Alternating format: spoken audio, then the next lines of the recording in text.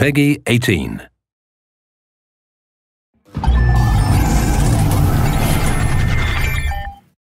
Hello everyone, I'm Colin Graham. I'm the animation director on Watch Dogs, and today I'm excited to present to you a vertical slice of the Watch Dogs free roaming experience.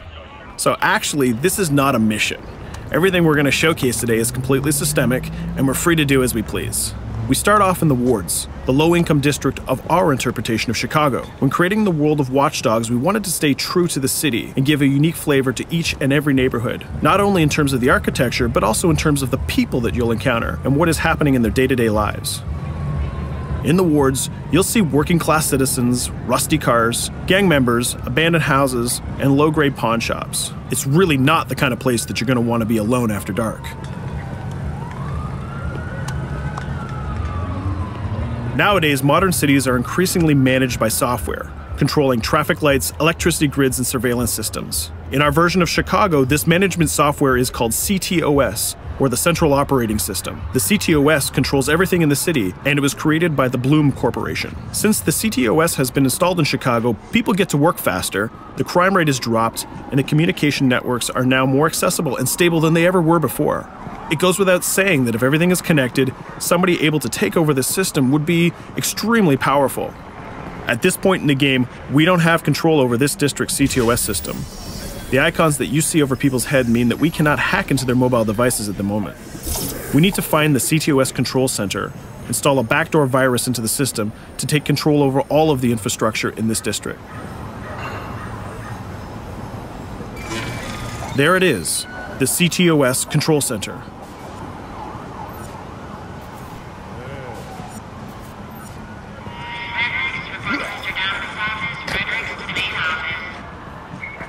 Watch it. You're walking someplace you got no business. It's heavily guarded. Let's see if we can find the server access codes from a distance.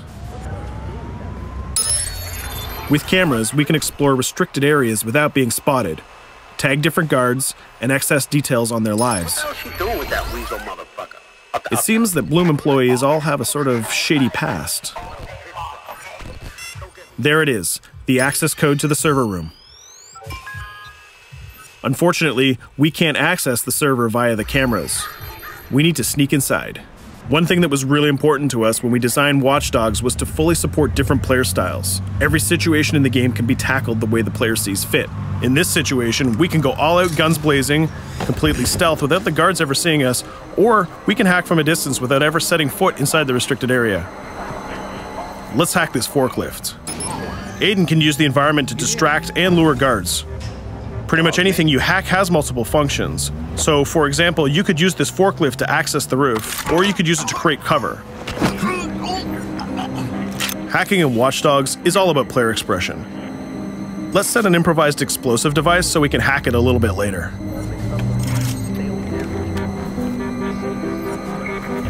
You'll also notice Aiden's low-profile stance. This indicates when the guards are unaware of our presence. We'll try to reach the upper level of the building to see if we can gain a vantage point over our opponents. Everything in the environment can be hacked, so we're going to make some dynamic cover. That's how you spend a day off. Some quality meat. We'll use this forklift to lure the guard towards our IED that we set earlier. Let's see how this plan unfolds. You're working them on.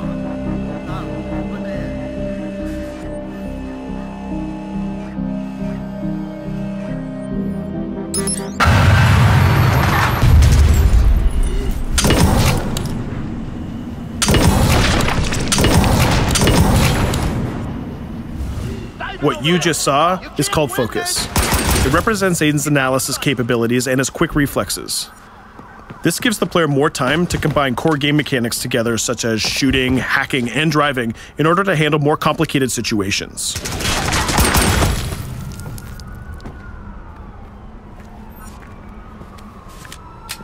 Now we can access that control room.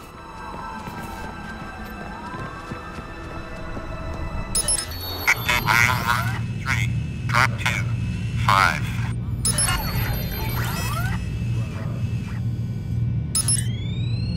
Now we'll be able to hack all of the devices connected to the CTOS within the districts. Thousands of cameras, traffic lights, the electricity grid, and most importantly, all of the citizen information profiles. We can also benefit from the Chicago Police Department Crime Prediction System, which uses facial and pattern recognition to spot potential criminals or potential victims.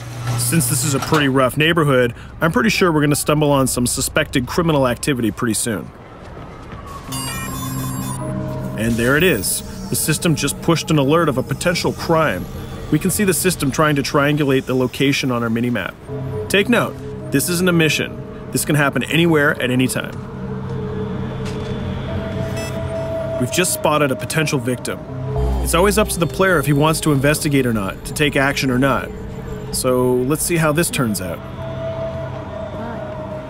Yeah, you're right. Could I just...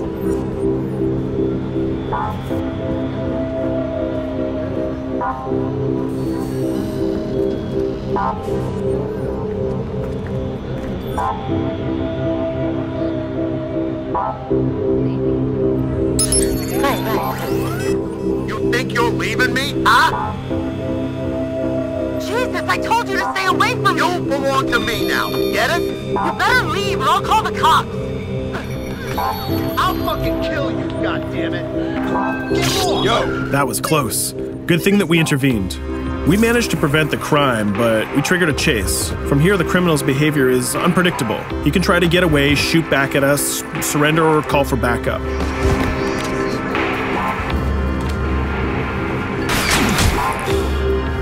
It seems like he decided to get away by car. Let's chase him down. In Watch Dogs, we have a wide variety of vehicles. Each one of them has their own unique properties and handling. Let's see how we can use the CTOS to our advantage to neutralize this criminal and leave the cops to deal with him later.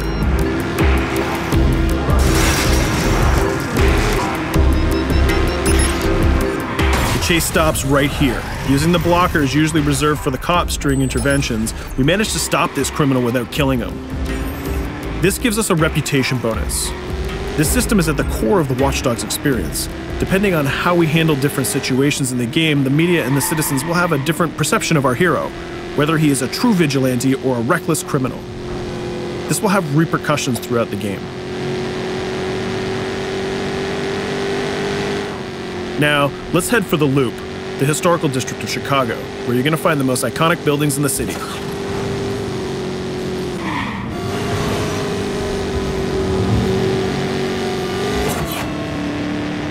We're going to go to a gun shop to see what arsenal is available for players.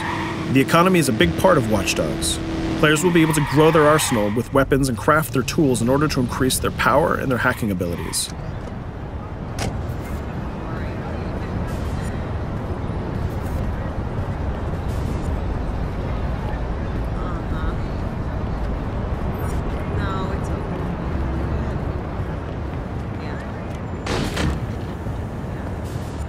You will find all of the weapons that you would expect in a traditional shooter. Pistols, assault rifles, guns, sniper rifles, and grenade launchers, just to name a few. A lot of bullets were fired in our last encounter with the CTOS guards. Let's stock up on some more ammo. Finding everything.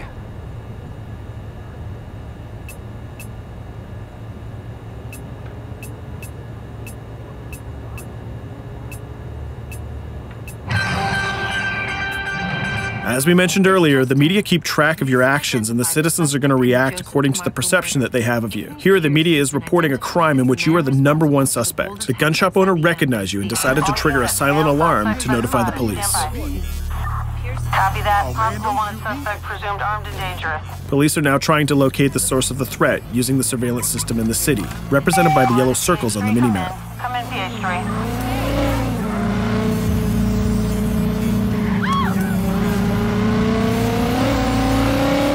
Aiden is able to stall their efforts by hacking into their communication systems while avoiding the scanning areas.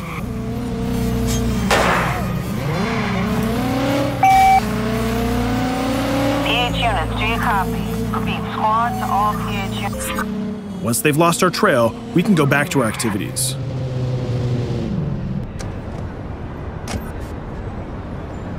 One thing that Bloom did to win over the population of Chicago with the CTOS project was to install free Wi-Fi hotspots throughout the city. Free Wi-Fi is cool, but not very safe with someone like Aiden Pierce around. Hacking into this box is going to give us access to every device that's connected to it. So let's see where that brings us.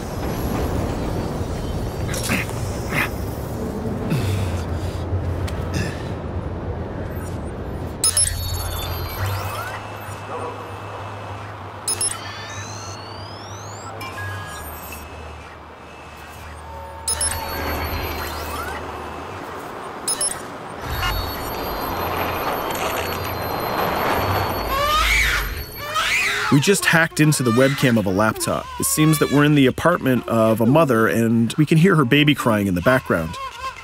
Her bank information is in her mobile phone sitting right there on the table in front of us. It's totally up to the player whether we decide to steal it or not. Of course, this won't affect our reputation because nobody can witness this action. Just like in real life, nothing is totally black or white, but rather many shades of gray. This is exactly the situation where we want the player to question his own morality. Let's go withdraw that money. If you think that you're alone, think again. Aiden is not the only hacker in town. Someone's trying to install a backdoor virus on Aiden's phone in order to steal a portion of the information that he's gathered through the game so far. First, we're gonna have to reach the area where the signal is coming from.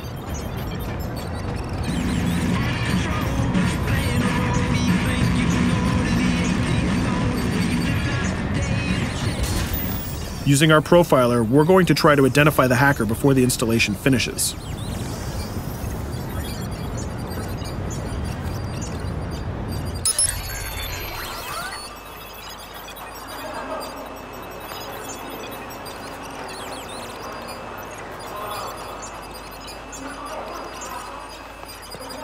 There he is.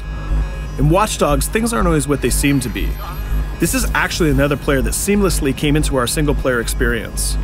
Let's not let him get away with this. We're going to teach this guy a lesson.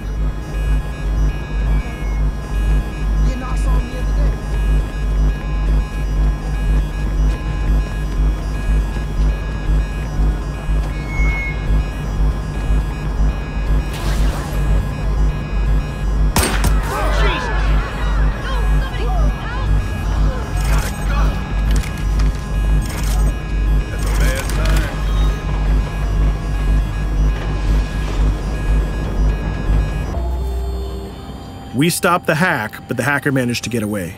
I don't know about you, but we can't let this pass by. We need to retaliate. Using the grid, let's see if we can find that second player. There he is. Let's enter his game seamlessly.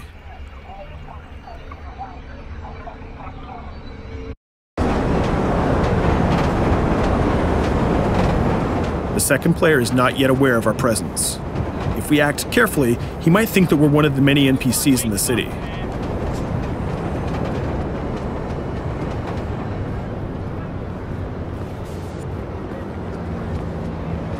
What was that?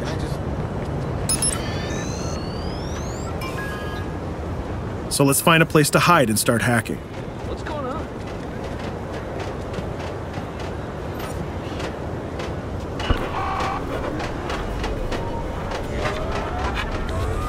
The second player has just been alerted that a breach has occurred on his phone. He's trying to find us using his profiler.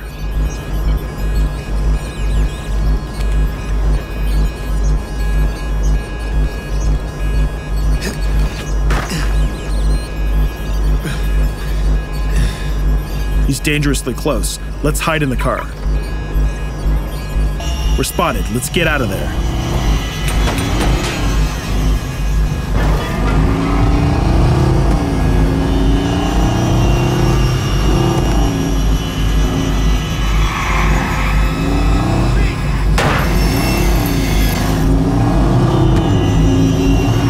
Let's set up an ambush right here. By dragging the other player back here into the alley, we make sure that no civilians get hurt during the firefight. We didn't succeed in hacking the second player, but we did get a little bit of revenge. So that's what we have time for today. We hope you enjoyed our quick gameplay session. Stay tuned for more about Watch Dogs.